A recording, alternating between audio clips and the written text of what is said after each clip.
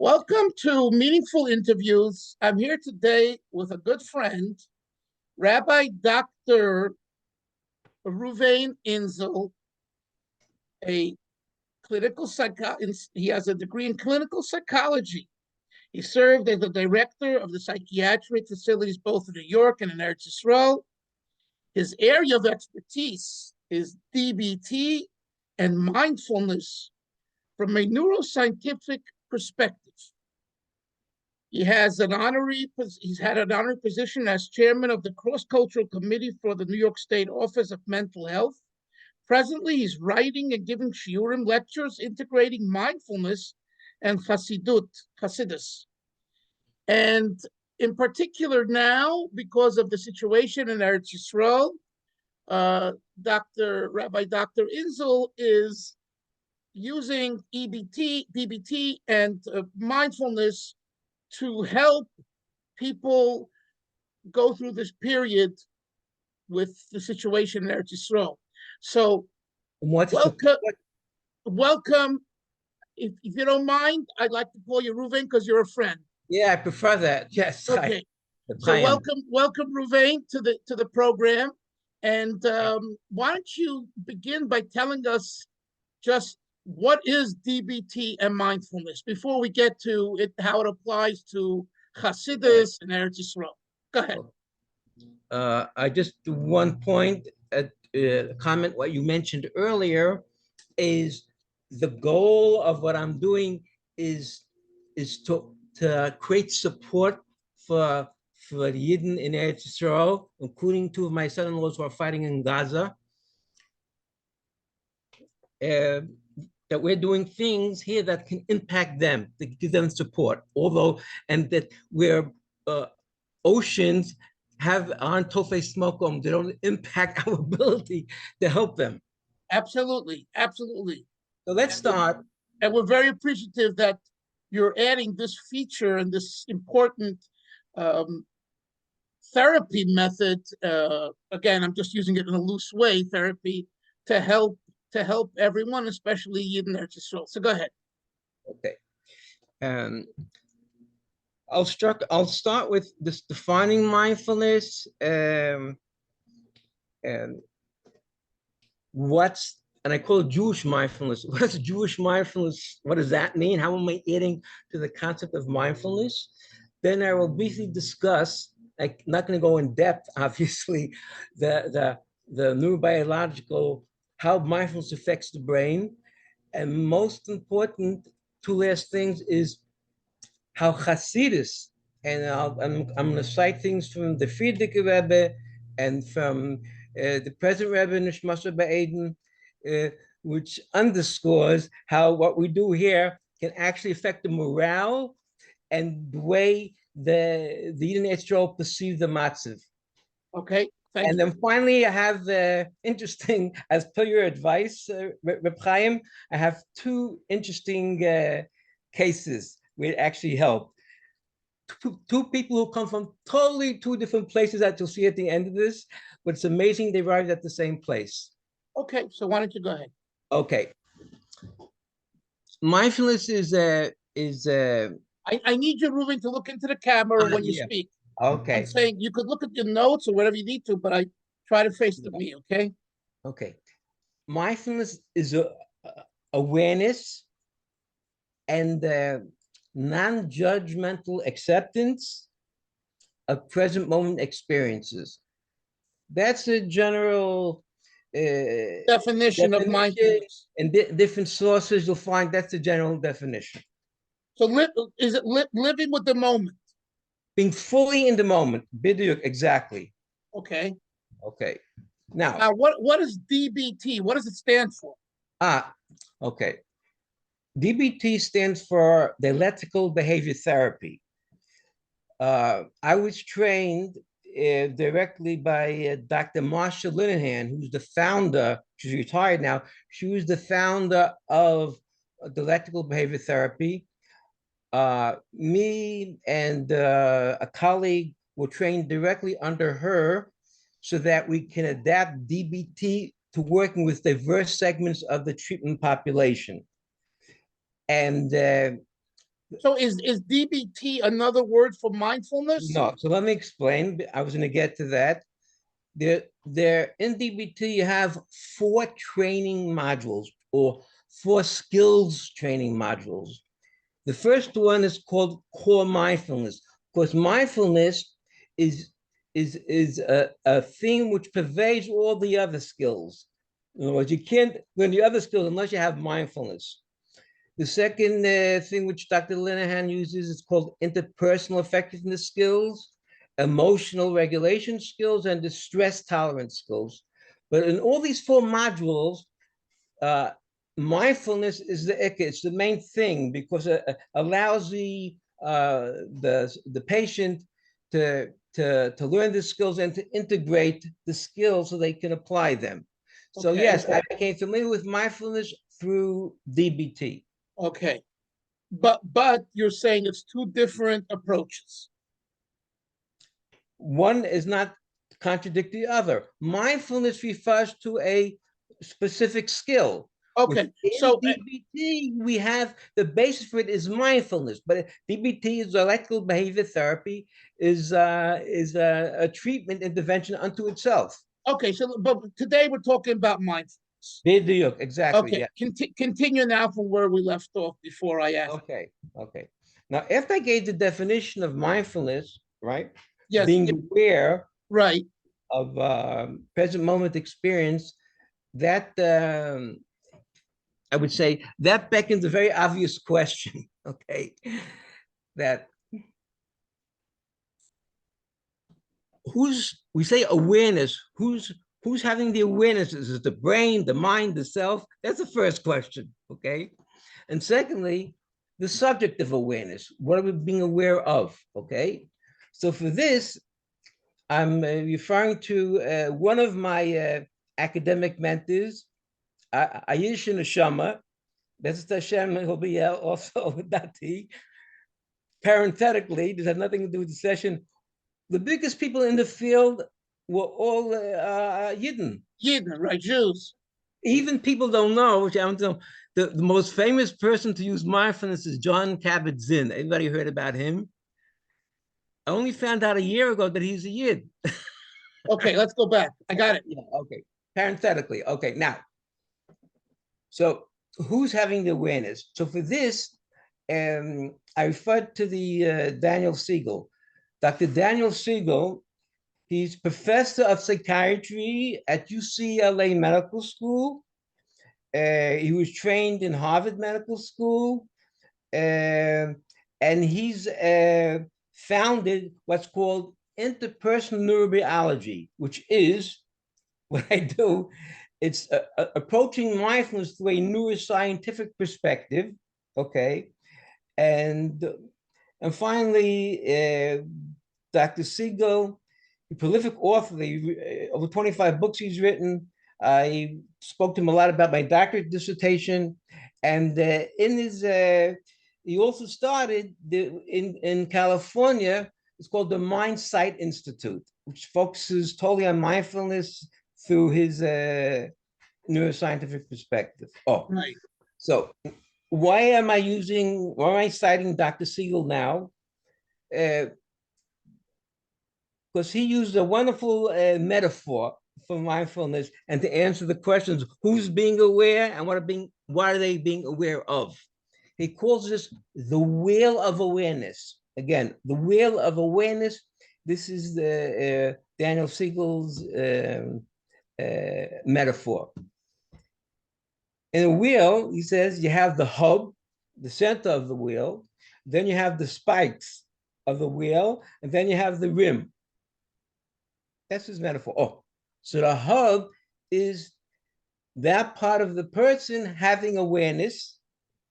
The spikes is where the spikes of the wheel is where a person is directing his attention, what he's focusing on. And in this segment of the wheel, you have different things. Lamashal, for example, one segment of the wheel can be emotions, one segment of the wheel can be thoughts, one segment of the wheel can be relationships, And another segment of the wheel can be wishing kindness to other people. Oh, so that's how we explain. So Dr. Siegel, that's how he explains the person having awareness and the object of the awareness. But again, the question is that who's having awareness here? Is it the mind, the brain, or the person themselves, the self? Now, we have to understand, first of all, that the self in Yadut is clearly not what the self, as they define it, let's say in Eastern psychology. They call the self the non-self. Okay. In Yadut, the self is the etzem neshama, the essence of one's soul. Now, interesting, although Dr. Siegel doesn't have a spiritual training, he bemoans the fact that in Harvard University, which is the elite of the elite, well, today people don't think that anymore, but the old days of Harvard, he said you would ask any medical student what the brain is. Oh, they go on for hours and hours telling what the brain is.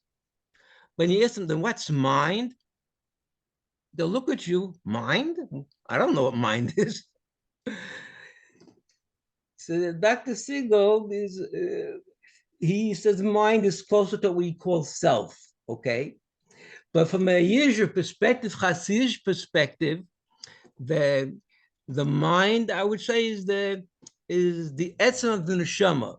The brain clearly is like we call in Hasidut a keli, a vessel whereby one can use the mind towards thinking about whatever the mind directs the person to focus on. Okay. And making the distinction is very important because the mind, once you say make the distinction between the mind and the brain, that means that the mind can have an impact on the brain. The mind can actually change the brain. In scientific terms, we call it neuroplasticity, where the brain can always change. I'll jump ahead now. I want to read something, one line from the Rebbe Nishmas Ba'eden. Okay. And it's from pure Chasidus. But okay. He says this is taken from Yud Shvat. It's very Basel Lagani, which is very appropriate to this coming Shabbos. Yeah, I discussed this with Mashpia here. Okay. He liked it.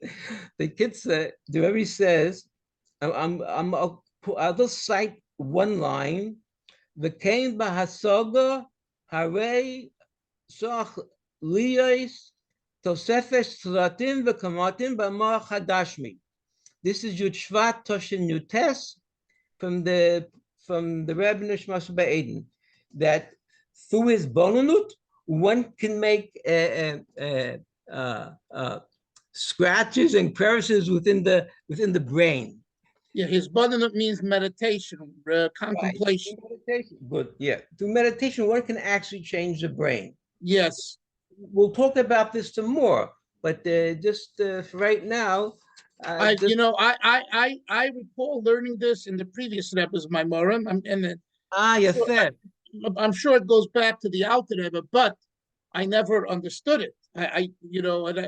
What does it mean? I mean, I trusted the Rebbe. If he says it, he knows what he's saying. But what does that mean? So you're saying that it in the teachings of mindfulness, it makes a lot of sense. Is that what I'm understanding?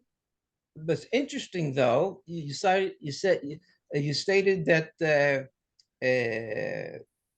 you found this by Friedrich Rebbe and other places. When I discussed this with the Mashpia here in Arizona from the Mesivta, we had a beautiful conversation. He said that the Rebbe Nishmas Ba'eden, Menachem Mendel, as opposed to Friedrich Rebbe, he added a word. The Friedrich Rebbe just says kamatim, and the Rebbe Nishmas Ba'eden, Menachem Mendel, added a word sratim, which makes it even better. Because look at pictures of the brain, okay, the gray matter, of the cerebral cortex, the top layer of the brain, you see folds. It's not clear. It looks folds and crevices. Okay. What's the point? Straight gray matter. By the Rebbe using two words, he's saying that through meditation or mindfulness, but he uses with his, but Rebbe speaking about his bonanut, you create changes both within the crevices between parts of the brain, Yeah. as well as in the surface part. Right. Like surface, and then it goes down, and then it goes back up. So Rebbe was Okay. very exacting in his terminology. Okay. Let's continue. Okay. Okay, now. So what does this what does this have to do with you and I on a daily basis? Oh, first, In other words, this is my question, Rueven. My question is, if we don't have the knowledge, or why should I engage? I mean, this is the purpose of this interview. Why should I engage in mindfulness if I have all kinds of other therapies and past approaches to be calm, to be healthy? In other words, what is it about? Let me say it other ways. Is mindfulness part of cognitive therapy? I would say that it's cognitive therapy plus. Because I have a little knowledge of cognitive therapy. Let me give to answer your question. Let me give you a very nice demonstration, a very visual demonstration. Okay. Okay. And the question was demonstration. Okay. It's called the brain in the palm of your hand. Okay. I have my hand up like this. Do you see my hand? Yes, I do. Okay. Now, from the wrist all the way to the fingertips is the cerebral part of the brain, thinking, and the wrist below is the spinal cord. Before the wrist, you have what's known as the brain stem, which has to do with breathing and what they call fight and flight. And then, so this is the outer part of the brain. I'll show you in a second why this is very relevant. The thumb, yes, you see Yes. this on the camera, represents the limbic system, middle part of the brain, not the surface, which has to do with emotions. Okay. If you fold your hand like this, okay, you cover the thumb. Right. Okay. So what this represents is that the cognitive parts of the brain, right, are connected to the emotional parts of the brain. You can change your feelings based on what you're thinking about. Yeah, mind over matter. Right. But more than that, but this is based on scientific research.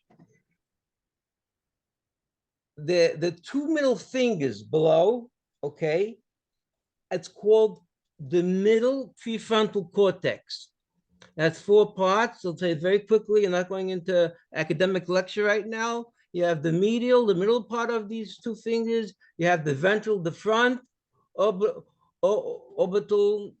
cortex, which is right behind the eyes. So this whole part is like for the forehead, okay? And this part of the brain is is crucial once you activate it for creating integration. Integration, there's 2 types of integration, vertical and horizontal. What do I mean by that? Vertical is between, like I said, the intellect and the limbic system via a part of the middle prefrontal cortex called the anterior cingulate, singular, which has to do with the emotions and the concentration, and most important, has to do with bridging the gap between emotions and intellect. And also, we have two hands. The brain is made up from the right hemisphere and the left hemisphere. Through mindfulness, and this is all research documented, and that through mindfulness, we actually can bridge the right hemisphere and the left hemisphere, and vice versa.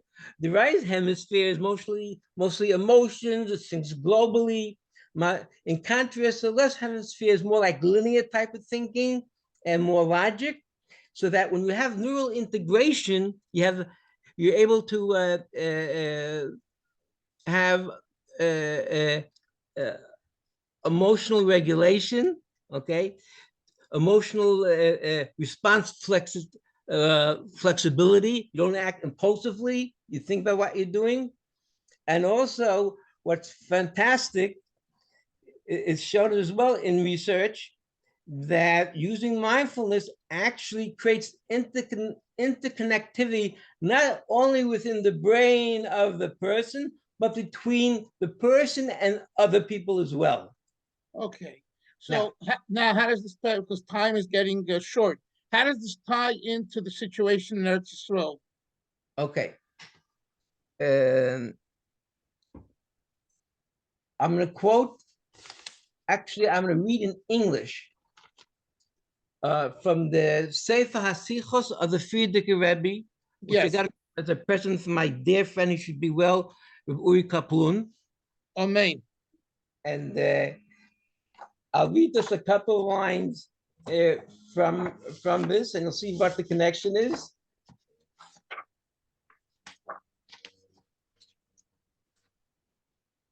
Okay, this is directly, I'll tell you exactly. Oh, this is from Yutes Kislev. This is from, oh yeah, this is from Yud Kislev, from the previous Rebbe, okay, in the year of 5702, I guess, so 1942, is that correct? Yes. Okay, I'm going to read just a few lines, and then the 2 lines of Reb Uri should be Well's comments, okay?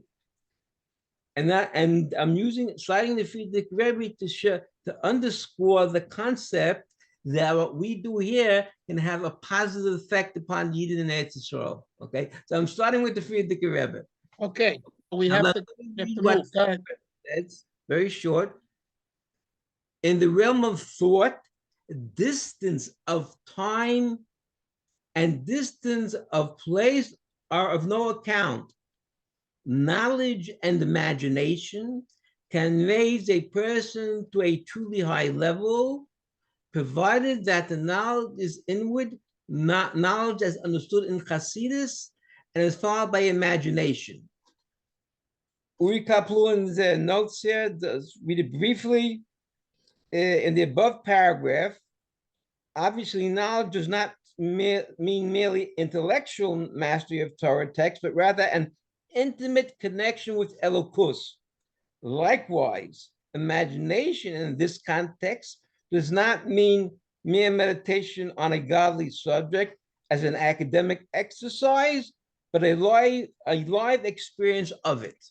This is from the Friedrich Rebbe, Mr. Baden, and yes, I'm aware of the sikha. It's the beginning. It's the beginning. The idea is if we here, okay, use mindfulness towards becoming calm, okay, towards having a positive outlook on the mativ in Eretz Yisrael, okay, through that we can actually affect the morale and the of the soldiers themselves in Eretz Yisrael. As the Rebbe says in Perek, we have in Perek Chavav of Tanya, the God is our shadow. If we think positive and we're happy, and we have a tachin, and if we sing Ani Mammon like all the soldiers do today, Baruch Hashem, then the Eibishter, as our shadow, he bestows his kindness in a very open way. Right. Oh, Absolutely.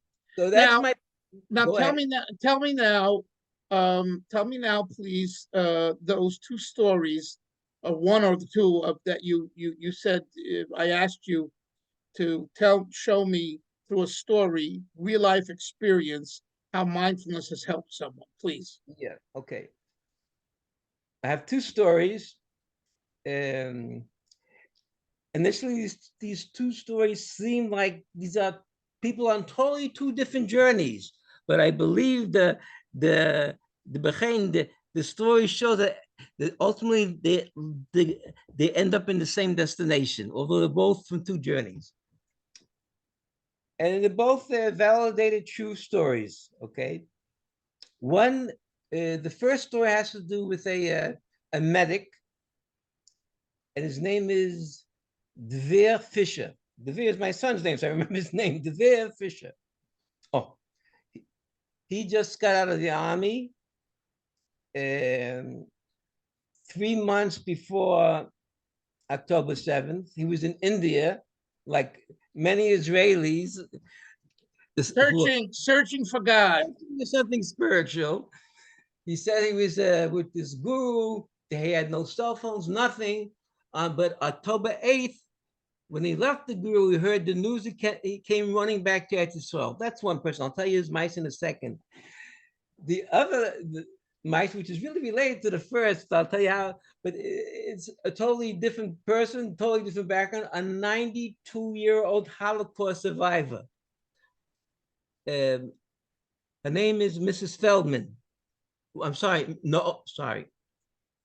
Mrs. Waldman, Naomi Waldman, 92 years old. Now, let me tell you these two stories, and you'll see Pashut Ayid is Ayid.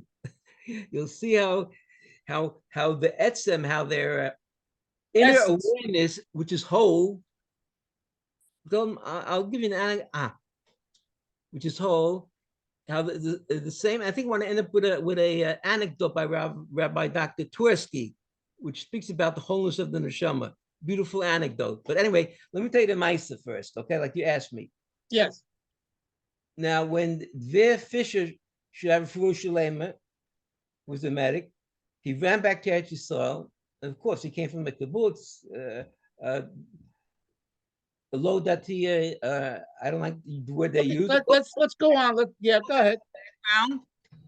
He got 2 weeks training, and immediately they put him in his platoon as a medic. Okay. Mamish, the second day of being in Gaza, he was shot by a sniper in the neck. Okay.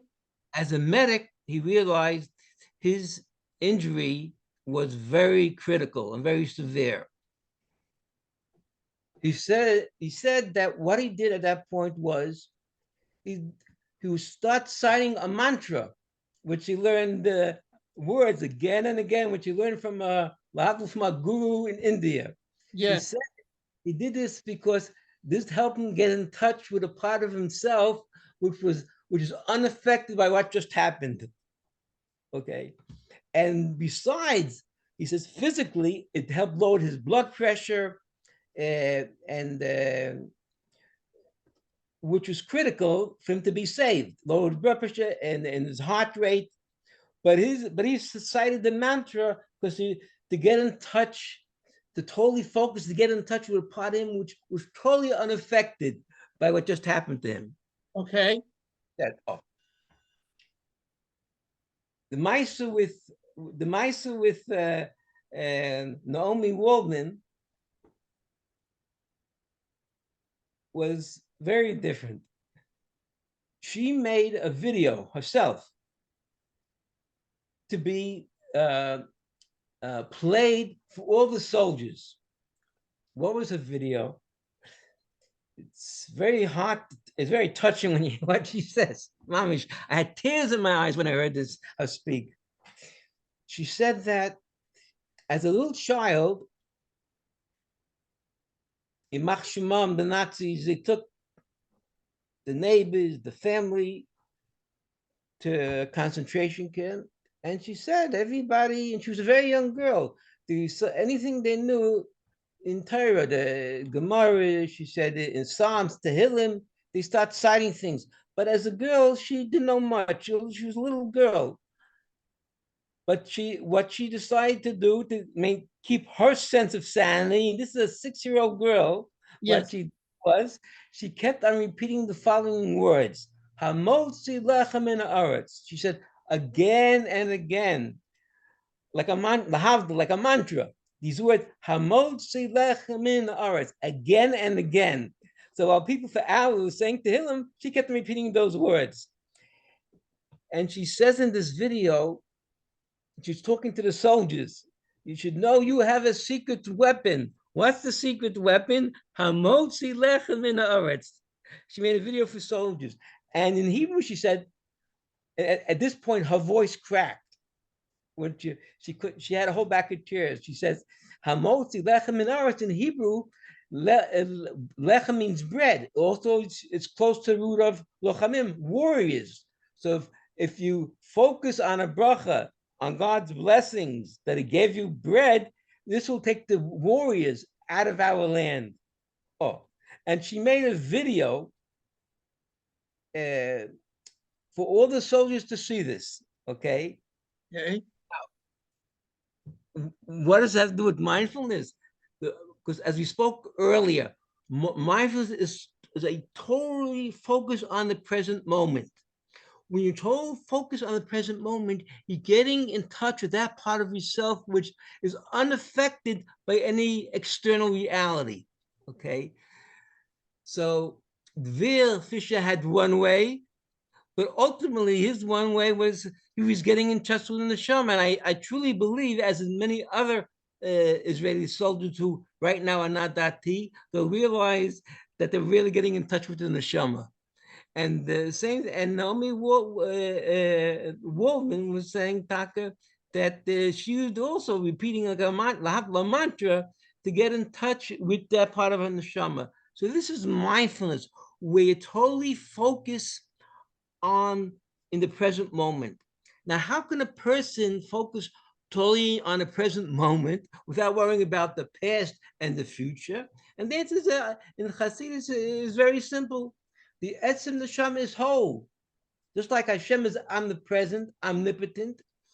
If you're getting in touch with your chel kukah, you're part of your soul, which is a part of God. This is in Tanya chel kukah mimal mamish. You can translate for your audience. So terms such as past and future are irrelevant, right? All you have right now is the moment. Right. The soul, the Jewish soul. I'll end up with for points of brevity, I'll end up with a story told many years ago, one of his first books by Rabbi Dr. And he says an anecdote. Whether the anecdote is true or not, I don't know, but it underscores the point that the etzem of a person is always whole. Okay, as the Fisher felt, as well as Naomi Wolfman felt, and we have to feel it.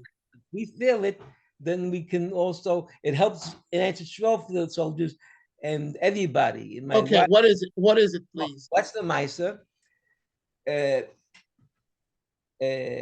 Dr. Tursey calls it the Houdini story. What's the Houdini? You got 4 minutes. 4 minutes. Oh, 4 minutes. Oh, okay, I'll make it quick. The Houdini anecdote is people our age, okay, my age. Okay, let's talk about my age. Know who Houdini was. Okay, he was he was a Jew, by the way, a famous escape artist. Okay, everybody gave him different challenges, and invariably he always managed to get out of the challenge. Right. Escape. One time, a prison warden came over to him and says, I have a cell and there's no way you can escape from the cell. Okay, so Houdini accepted the challenge like he always did. So he was placed in the cell, and Houdini spent the whole day trying to unlock the door of the cell. He couldn't. The first time he was stumped.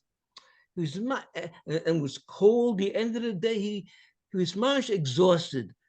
So he just sat down on the prison floor. He gave up. He can't escape.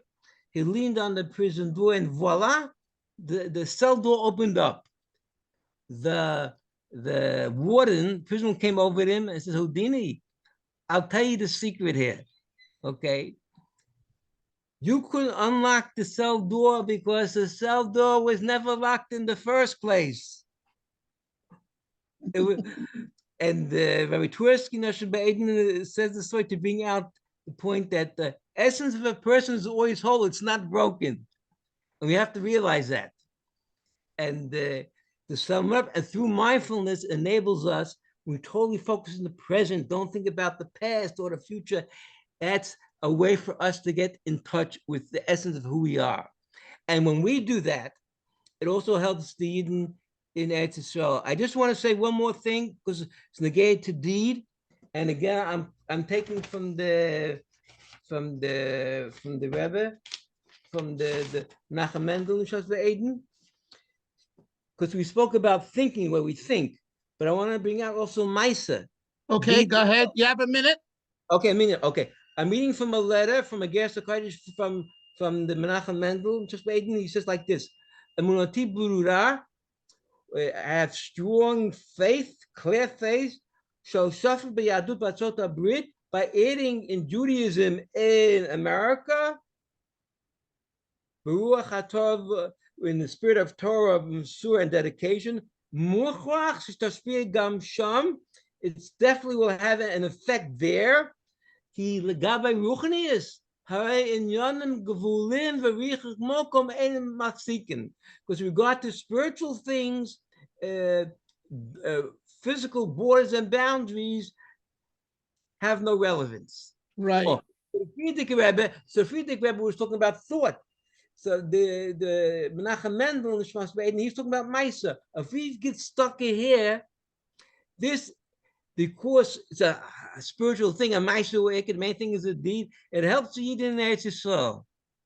I would like to take this moment, first of all, to thank you very much, Rabbi Dr. Rueven Insel, for the time you spent to explain to us the importance of mindfulness, especially today with the situation in Eretz Yisrael, and the way you explained the connection between mindfulness and Chasidut, how through learning Hasidut, and I want to emphasize that you didn't mention that much, but I would like to say, as a teacher of Hasidut with online teachings and many books written on the topic, to be Hasidic and other such books that I've authored and available at rabbidalfin.com, the combination of mindfulness fits very, with Hasidus is very much almost one of the same, because we have the idea of Molech Shalat Alev, mind over matter. Okay, I said, whether it's not exactly the same, but the point is the mindfulness. And by the way, in my first book I wrote, Your Better Self, which was endorsed by Rabbi Dr. Twersky, I have a chapter there called Mindfulness. At that time, I wrote it almost 30 What's years the name ago. of the book? The name of the book? Your Better Self. Your Better Self. And the reason that Rabbi Twersky endorsed it is because of that.